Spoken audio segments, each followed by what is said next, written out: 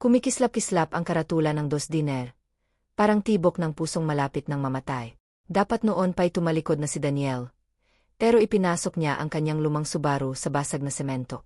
Sinalubong siya ng amoy ng usok at sunog na kape. Parang isang masamang alaala. Ito ang klaseng lugar na isinumpa niyang hindi niya pagtutuntungan. Plastik na menu, at mga pagod na super ng truck na umiinom ng maligamgam na kap. Pero may paraan ang desperasyon, para baguhin ang prioridad ng isang tao. 2 araw na siyang nagmamaneho, tinatakasan ang nawasak niyang buhay bilang isang Michelin-starred chef sa Boston. Mga mamahaling restaurant, mga kritiko na parang may hawak na bisturi. Sumabog ang lahat ng mas mabilis pa sa isang palpak na South. Ang trabaho sa dinner ay hindi isang plano para makabalik, kundi isang pahingahan habang iniisip niya kung ano ang susunod niyang gagawin. Sa loob, hindi naman kasing sama ng inaasahan niya. May mga sirasirang upuan, lumang jukebox na tumutugtog ng malulungkot na kantang country. Pero mayroong isang klase ng katapatan sa lugar. May mga kupas na larawan sa isang pader. Ang dinner noong mga panahong lumipas na, mga makintab na chrome at malalapad na ngiti. Lumapit ang isang waitress, seryoso at nakakagulat na bata, para sa ganitong klaseng lugar. Kape, wika niya, ang boses ay may punto na kakaiba matapos ang mga taon ng pakikitungo sa mga social sa Boston. Itim na parang kaluluwa ko, bulong niya, sa kaagad na payuko sa kadramahan ng sinabi. Mabuti na lang at tumawa lang ang waitress, at nagsalin ng isang tasang parang sandata sa laki. Humigop si Daniel, inihahanda ang sarili sa pie. Pero, aba, masara. Malakas, pero may pahiwatig ng ibang lasa. Parang may pakialam sila sa mga butil ng kape. Hindi lang sa hatid nitong caffeine. Inilibot niya ang tingin sa paligid. Mga pagod na super, at mga lokal na nakayuko sa kanilang mga plato, na parang nagbabahagi ng mga sikreto. Parang may kanya-kanyang routine ang lahat dito. Ang kanilang lugar sa maliit na mundong ito. Nakasulat sa naamtag ng waitress ang pangalang Annie. Inilapag nito ang laminated na menu. Special ngayon, meatloaf. Kung hindi ka pa nagsasawa sa solidong pagkain. Kumurap si Daniel, hindi alam kung matatawa o mayinis. Sanay siyang nag-iingat ang mga server sa mga nahulog na culinary hero. Masarap ba? Kailangan niya ng totoong pagkain. Hindi lang kape. Para sa kanyang awa sa saril. Depende. Isa ka ba sa mga taong nag-iisip na ang isang dahon ng parsley ay ginagawang gourmet ang pagkain? May hamon sa mga mata nito. Napangiti si Daniel. Neng, nakakita na ako ng mga bulaklak na ginagamit sa mga lutuin na hindi naman dapa. Gusto ko lang malaman kung makakatulong ito para makapagmaneho pa ako ng 1,000 milya. Parang nasiyahan naman si Annie. Si Doy ang nagluto. Hindi siya nagluluto ng pangit na pagkain. Tumango si Daniel. Biglang nag-crave ng simpleng pagkain. Yung tipong para sa pagpapakain ng tao, hindi para pahangain sila. Hindi na malaya ni Daniel ang paglipas ng oras. Pinupuno ni Annie ang kanyang kape. Binigyan siya ng isang slice ng pea na agad niyang naubos. Ang mga tao sa dinner ang nakaagaw ng kanyang pansi. May isang super na may kupas na tattoo na mahinang inaasar si Annie habang nagpaparefill ng cup. Isang matandang mag-asawa ang nag-aasaran kung sino ang kakain ng huling piraso ng pagkain. Pero may gaan sa kanilang kilos na parang mga taong matagal nang magkasama. At ang babae sa may bintana. Noong una, halos hindi niya ito napansi. Nakayuko, kupas na maong, ang buhok ay nakapuso. Tuwing may dumadaang malaking truck, napapangiwi siya. Nakita niya ito nang lagyan ni Annie ng tubig ang baso nito. Kahit madilim, kitang-kita ang itim sa ilalim ng mga mata nito. May kung ano sa kanya na pumukaw sa pagnanais ni Daniel na tumulong. Ang bahagi niya na gustong ayusin ang mga bagay. Ang kumuha ng mga sirang sangkap at gawin itong isang masarap na pagkain. May problema ba doon? Tanong niya kay Annie, itinuro ang babae, habang mahina ang boses. Bumuntong hininga si Annie. Si Gabriela, yan. Nagmamaneho siya ng truck. Karamihan ay mga hayop ang karga. Matagal na siyang suki dito, mas matagal pa sa dapat, kung ako ang tatanungin. Alam ni Daniel na hindi biro ang pagiging super. Lalo na para sa isang babaeng nag-iisa sa malalayong biyahe. Anong kwento? Lumingon si Annie na parang tinitignan kung may nakikini. Malas, yun lang. Panay ang sira ng truck niya. Nananatili siya sa murang motel. Dahil binibigyan siya ni Doy ng discount. Lahat ng kinikita niya, napupunta sa pagpapaayos ng truck. Hindi sustainable. Nagsimulang gumana ang isip ni Daniel. Chef siya, hindi mekaniko. Pero marami na rin siyang gabi na ginugol sa pag-aayos ng mga lumang sasakya. Pareho lang naman ang puzzle. Kahit nagawa ito sa gulay o sa piyesa ng sasakya. Ililibre ko siya ng kape, bigla niyang sabi, nagulat sa sarili niyang desisyon. Hindi siya yung tipong nagliligtas ng damsel in distress. Lalo na sa isang babaeng malamang ay tatanggihan ang alok niya. Ngumisi si Annie. Baka pumayag siya. Pero huwag kang umasa na maraming kwentuhan. Higit pa sa caffeine ang kailangan niya. May bahid ng pag-aalala sa mga mata nito. Sumenya si Daniel, at lumapit si Annie sa mesa ni Gabriela. May ibinulong dito. Tiningnan siya ng super na parang pagod, saka tumango. Hindi naman ibinalik ni Gabriela ang kape sa mukha niya. Nang lumapit ito, pinilit ni Daniel na huwag tumiti. Mas bata ito kaysa sa inaasahan niya. Yung tipong tapang na nagmumula sa hirap ng buhay, hindi sa GYM. Narinig kong may problema ka, tanimula niya. Umupo si Gabriela. Understatement yan, paus niyang sabi. May ideya ka ba kung ano ang problema? Malayo mang posibilidad, pero simula pa rin ito. Umiling si Gabriela. May hindi sinasabi sa akin. Kada linggo, may bagong sira. Maliliit na bagay, pero mabilis na lumalaki ang gastos. Mas mabilis pa sa paghahatid ko ng karga. Gayon, narinig niya ang galit sa boses nito. Nag-alangan siya, saka kinuha ang gusot na napkin sa kanyang bulsa, at ang hiniram na bolpe. Pagbigyan mo ako. Isulat mo lahat ng inayos nila ngayong buwan. Medyo nag-alangan pa si Gabriela. Pero sa huli ay sumulat din ito ng listahan ng mga piyesa at pag-aayos. Binasa ito ni Daniel, ang isip niya ay parang chef na nag-aanalisa ng mga sangkap. Isinasalin ang mga mechanical jargon sa pamilyar na pater. May mali dito, bulong niya. Parang pinipili nila yung mga pansamantalang pag-aayos. Yung siguradong masisira ulit agad. Biglang napatingin si Gabriela. May kislap ng pag-asa sa mga pagod nitong mata. Sigurado ka ba? Hindi mo lang ba sinasabi yan? Hindi ako mekaniko. Itinaas niya ang mga kamay para pigilan ang inaasahan nito na hindi niya kayang gawin. Pero kahit sa kusina, may kick fix at may tamang paraan. Baka umaasa silang hindi mo alam ang pagkakaiba. Nag-alangan si Gabriela, halatang naguguluhan. Ang lugar na, to, hindi ka pwedeng makipagtawaran, kahit patama ka. Alam niyang may iba pang kwento. Pero hindi na niya kinuli. Yun ang problema sa maliliit na bayan. Lahat ay may alam sa buhay mo. Mga utang at pabor na magkakaugnay, parang mga lumang kabel ng telepono. Bumukas ang pinto ng diner, at pumasok ang malamig na hangi. Mayabang na pumasok ang isang lalaki. Nanigas ang mga balikat ni Annie. Pero hindi man lang tumingin si Gabriela. Bakas ang pagsuko sa mukha nito. Napadaan lang, sweetheart, sabi ng lalaki, ngumiti ng abot-tenga. Hindi ko alam na may magaganda palang tanawin dito. Gumana ang instincts ni Daniel. Nahasa ng mga taon sa kusina ang kanyang reflexes. Hindi para sa away, kundi para sa mabilis na pagkilos bago pa man magkaroon ng sakuna.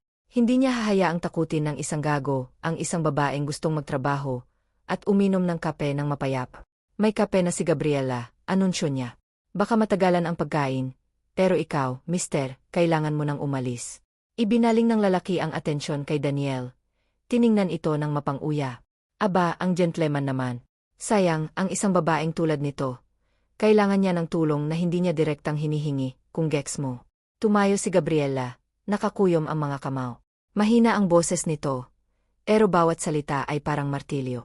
Ang tanging tulong na kailangan ko, ay ang mapaayos ang truck ko ng maayos, at ang mga gagong tulad mo ay layuan ako. Parang lumiit ang dinner. Kung sa syudad ito, atras ang lalaki, dahil ayaw nitong magkaroon ng masamang publisidad. Pero dito, pwedeng lumala ang sitwasyon. Saka may narinig si Daniel na hindi niya inaasahan. Isang malakas na click, kasunod ang boses ni Annie, na malamig na parang yelo. Isang hakbang pa, at matitikman mo ang lumang shotgun ni Doy. Agad na umatras ang lalaki at umalis. Si Annie naman, matapos ibaba ang shotgun, ay tumayo malapit kay Gabriela na parang bodyguard. Lumapit si Gus, hindi gaanong masungit kaysa dati, at bumulong ng, masarap makita na may mga taong lumalaban pa rin.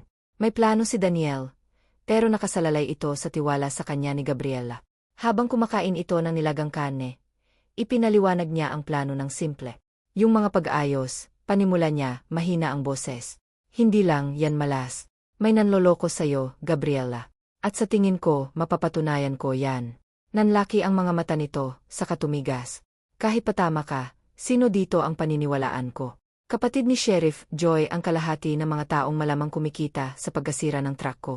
Hindi lang ito tungkol sa pag-aayos ng truck, kundi tungkol sa pagpapanumbalik ng kaunting tiwala sa sirang sistema. Pareho lang ang problema sa mga mamahaling restaurant at roadside dinner. Mas malalim ang ugat kaysa sa inaamin ng lahat.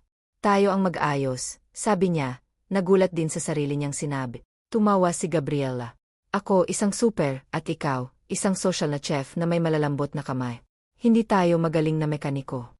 Hindi mag-isa, hindi. Itinaas niya ang kamay bago pa man makapagsalita si Gabriela. Pero marunong si Annie gumamit ng mga gami. Sigurado akong nakapag-ayos na siya ng traktor. Bago pa man siya natutong magmaneho. Nakikita ng buong bayan na niloloko ka. Baka sapat na ang bilang nila, para magsawa na rin sila. Isang mapangahas na plano. Ang chef na tumakas para makaiwas sa pressure. Ngayon ay kusang papasok sa isang gulo, sa isang maliit na bayan na hindi niya masyadong naiintindiha. Tinitigan siya ni Gabriela, saka nagsalita. Kung makahanap tayo ng ebidensya, yung matibay na ebidensya, anong gusto mo kapalit? Isang lugar na matutulugan na hindi ang kotse ko, sabi niya, sabay ngiti. Saka sumeryoso. At matuto kang magluto ng kahit isang bagay na hindi galing sa microwave. Deserve ng katawan mo ang mas maayos na pagkain. Ngumiti si Gabriela. Isang simula. Kinabukasan, habang kunwari bumibili ng mga gamit sa bayan, dumaan si Daniel sa isa pang talyer na 2 oras ang layo. Dahil sa kanyang kakulitan at maingat na kwento tungkol sa sirang sasakyan, nakausap niya ang isang batang mekaniko. Iginuhit ng lalaki ang listahan ng mga piyesa, mga murang pamalit na ginawa, para masira agad pagkatapos ng warrant. Pagbalik sa dos, inihambing niya ang listahan sa kay Gabriela, at lumungkot ang kanyang puso. Niloloko nga sila. Kumalat ang balita, dinala ng mga kwento ni Annie sa mga suki ng dine. Sa labas, isang hindi inaasahang grupo ang nabuo. Si Gabriela, mukhang determinado kaysa talunan, ang nasa gitna. Si Gus, nakakagulat na may photographic memory, para sa mga detalye ng makina. 2 lokal na rancher na madalas gumamit ng serbisyo ni Gabriela, para maghatid ng mga hayop. Pumayag na maglagay ng mga nakatagong kamera sa talye. Hindi naman daw kalokohan ang ideyang ito. Hindi inaasahan ng talyer na may magbabantay sa kanila. Pagkatapos ng 3 araw, nahuli ng mga nakatagong kamera ang mekaniko na pinapalitan ang mga piyesa. Itinatabi ang mga magaganda para ibenta uli. Naging mainit ang komprontasyon. 12 ng saksi ang nagsiksikan sa opisina ng talye. Inilahad ni Gabriela ang ebidensya. Sina Annie at Gus ay nasa tabi niya, parang mga bodyguard. Nabunyag ang pangalan ng lalaking nagsusupply ng mga peking piyesa, na malamang ay may kasabwat pa sa ibang talye. Sa huli, hindi ito tungkol sa legal na laban o malaking panalo. Tungkol ito sa pagpapaayos ng maayos ng truck ni Gabriela. Isang tumpok ng adyu mula sa mga taong handang tumulong, at isang sobre na puno ng pera na ibinigay sa kanya habang palabas siya ng talye. Pagbalik sa dos, habang umiinom ng masarap na kape, inamin ni Daniel ang totoo. Hindi lang ito isang detour para sa akin. Sabi niya, pagod na ako, nasunog na. Itinuro niya ang diner, ang init na wala sa mga basag na tasa o kupas na larawan. Ipinaalala nito sa akin ang isang bagay na nakalimutan ko na. Baka pwede kang magtagal, tanong ni Gabriela. Hindi mapigilan ni Daniel ang pagngiti. May mga bakanteng kwarto sa taas ng dine. Malamang papayag si Doy na mura lang ang bayad, habang nag-isip ka ng susunod mong gagawin. Sumandal si Gabriela sa truck. Inag-aralan siya. Sa huli, sinabi nito, nakakalungkot ang mga bakanteng kwarto kung isa lang ang tao. Nandoon pa rin ang anino ng nakaan. Pero ang init ng diner, ang amoy ng bagong lutong na tinapay, parang isang bagong simula. Hindi ito ang katapusan ng daan, kundi ang simula ng isang bagong paglalakbay ng magkasama. Ilang buwan ang lumipas, halos hindi na makilala ang dos. Ang mga sirang upuan ay pinalitan ng mga upuan mula sa isang lumang Chevy truck. Ang jukebox ay tumutugtog na ngayon ng country at magagandang indie band. Ang menu, doon lalong nakita ang impluensya ni Daniel. Mga lokal na produkto. Masarap pero may touch ng isang chef. Noong una, nagreklamo ang mga super. Pero humingi rin sila ng pangalawang servings nang matikman ang luto ni Daniel. Hindi na siya chef dito, hindi sa dating kahulugan. Tinuruan niya si Gus kung paano magbake na masarap na tinapay. Si Gabriela kung paano magpickle ng mga gulay, para may masarap itong baon sa biyah. Isang gabi, isang pamilyar na sasakyan ang huminto sa dine. Ang businessman noong unang araw, mukhang hindi gaanong elegante, medyo desperado. Inihanda ni Daniel ang sarili sa mga akusasyon, sa paghingi ng kabayaran sa problemang dulot ng kanyang presensya. Sa halip, inilabas ng lalaki ang isang lumang briefcase. Narinig kong ikaw ang dapat kausapin, sabi nito, mahina ang boses. Ang kumpanya ko, naghahatid kami ng mamahaling mga hayo. Naranasan din namin ang parehong panloloko na naranasan ni Gabriela sa mga talyer sa buong bansa. Nabalitaan kung kayo ang pumigil dito, kahit pansamantala lang. Sa loob ng briefcase ay hindi pera, kundi mga kontrata, isang proposal para kay Gabriela na maging konsultant, maghanap ng mga maayos na talyer, at turuan ang mga super niya kung paano malaman ang mga senyales ng panloloko, isang preventive measure na kailangan nila. May isa pang sobre para kay Daniel, hindi bayad, kundi donasyon sa isang lokal na charity na nagpapakain sa mga mahihirap na pamilya. Parang isang alok ng kapayapaan. Habang pabalik na ang businessman sa sasakyan nito, hindi mapigilan ni Daniel ang pakiramdam ng kasiyahan. Naiwan niya ang marka niya sa mundo na muntik nang sumira sa kanya. Isang tagumpay na hindi masukat kahit ng mga Michelin star. Nakita niya si Gabriela sa tabi ng truck nito. Kumakanta ng isang awit na hindi niya kilala. May bagong toolbox sa likod. Regalo ng mga ranche. May bisita tayo mamaya, biro niya, inabot ang alok ng businessman. Binasa ito ni Gabriela, saka napangiti. Consultant gig ha. Hindi ko akalaing magtuturo ako. Pero mukhang may ibubuga pala ako. May gaan sa boses nito, na matagal na niyang hindi naririnig. Tumikhim si Daniel, medyo kinakabahan. Maraming bakanteng kwarto sa taas ng dine. Malamang papayag si Doy na mura lang ang bayad, habang nag-isip ka ng susunod mong gagawin. Sumandal si Gabriela sa truck. Inag-aaralan siya. Sa huli, sinabi nito, nakakalungkot ang mga bakanteng kwarto kung isa lang ang tao. Nandoon pa rin ang anino ng nakaan. Pero ang init ng diner, ang amoy ng bagong lutong na tinapay, parang isang bagong simula. Hindi ito ang katapusan ng daan, kundi ang simula ng isang bagong paglalakbay ng magkasama.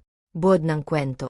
Inilalarawan ng kwento ang paglalakbay ni Daniel, isang dating Michelin-starred chef, na nasadlak sa desperasyon at napadpad sa Dos Diner, isang simpleng kainan sa isang liblib na baya. Dito niya nakilala si Gabriela, isang super ng truck na biktima ng paulit-ulit na panloloko ng lokal na talye. Sa tulong ng mga tauhan at suki ng diner, nabunyag ang katiwalian at naayos ang problema ni Gabriela. Higit pa rito, natagpuan ni Daniel ang panibagong layunin sa buhay at ang simula ng isang bagong pag-ibig, na ipinapakitang mayroong kagandahan at pag-asa kahit sa mga pinakasimpleng lugar at sa mga taong tila nasa laylayan ng lipuna. Ang kwento ay puno ng pait ng nakaraan, tapang sa pagharap sa problema, at init ng pagkakaibigan at pagmamahal. Natuwa ba kayo sa kwento?